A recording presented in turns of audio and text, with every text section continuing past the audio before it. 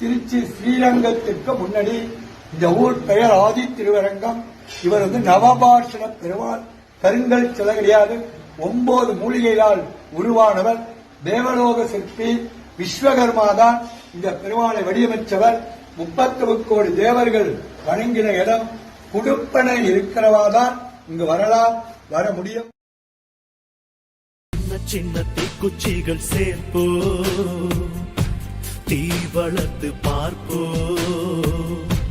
விடியல் வரும் முன்னே இருள் எதிர்த்து கொள்வோ.